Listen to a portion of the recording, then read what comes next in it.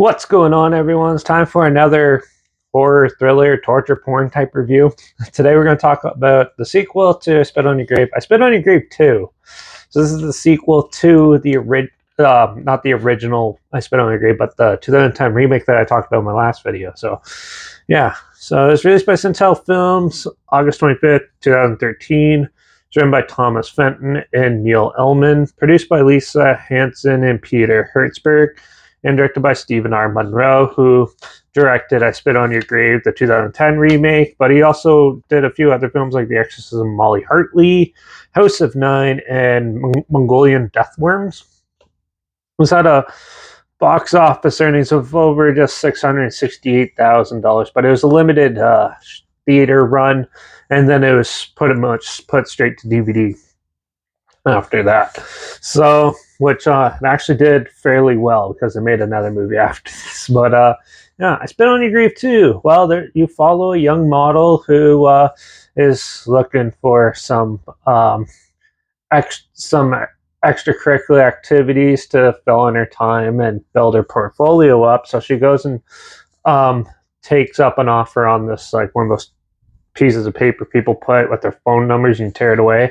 So she goes and takes photos with them. But then she realizes that this group of people kind of want a little bit more than just sexy lingerie type photos and stuff. So it was free, but she turns down the offer and leaves. And then one of the guys actually ends up showing up at her apartment and freaking her out a bit and giving her the photos. But then little does she know that he had more ill intentions, and basically it retreads the first film in that spot. And then after that, the first go around, she ends up sitting there, and he calls his friends because he accidentally kills the neighbor who comes to the girl's rescue.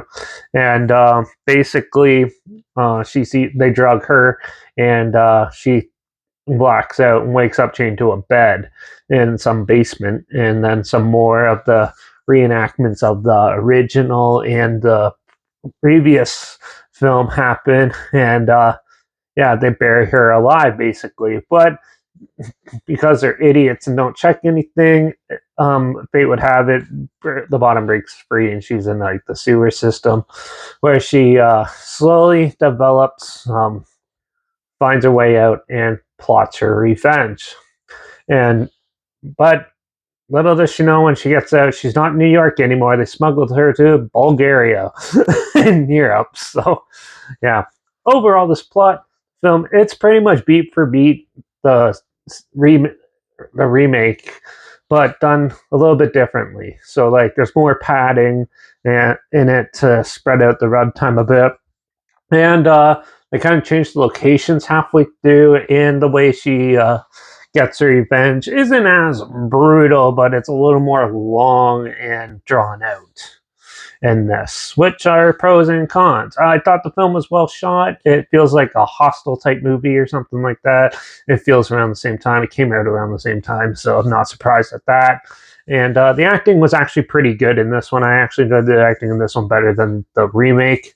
And even though the people didn't seem as menacing in this as the other ones, they sort of feel like they had a little bit of an emotional connection with the actress or something, and it made it a little bit unrealistic, I thought.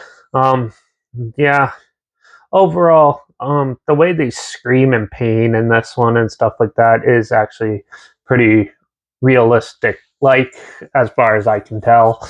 And I actually enjoyed that in this, how they made it more cringy and stuff with just the emotions and stuff being portrayed. But the other girl was like stone faced for half of it. This one, the girl's like bleeding out of emotions and stuff in it and that. The revenge aspect in this film, though, like the practical effects and stuff, look pretty good, and the makeup and everything. But it was a little more tame than the other one. It was just more drawn out and more torturous. But which I was hoping for some more visceral, really brutal ones, kills and stuff in this. But yeah, overall, though, it's still a good film. It's on par, at least, with the original or the remake that it's based on. They're basically equally as good, and has a pretty um, interesting setup and a good execution. So overall, I'm going to give a Spit on Your Grave 2 a 3.5 out of 5. I get a little bit less than the remake, but it's still a pretty good sequel, surprisingly. And it's better than half the junk that comes out usually in sequels and straight to video sequels and stuff. This one has good production value, good acting, pretty good makeup effects, and overall, a good. If you're into this type of films, this one's definitely a good, enjoyable film to watch. Besides all the RAPE scenes and stuff, it's a good revenge film. So yeah, but that's what I thought of. I Spit on Your Grave 2. Pretty interesting, way better than I was expecting. Yeah, I could have done something way worse and ridiculous, but no, they stuck to their roots and made something at least semi decent. So I'm happy with that. If this sounds like something you might be interested in, you want to check it out, the whole film's linked down below, so you can check it out for free down below. And also make sure you check out my Instagram, that's linked down below as well. That's where I always post clips, films, and review in the future on my stories. Add the film title and hashtag and some of the film in a hashtag so you're aware of it. Also, my Letterbox is down below at RP Reviews. That's where I post my first star rating after watching the film. So follow me on those two platforms, stay in loop with this channel.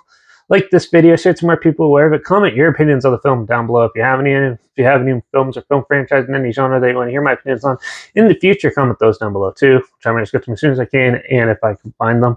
Also, if you want me to do the original, or I Spit on Your Grave Deja Vu, or the third one, which I'm probably actually going to do the third one next. But yeah, if you want me to do the rest of the franchise, let me know as well down below. Make sure you subscribe. Hopefully find something weird, obscure, and odd that you probably never thought of checking out together, somewhat like this.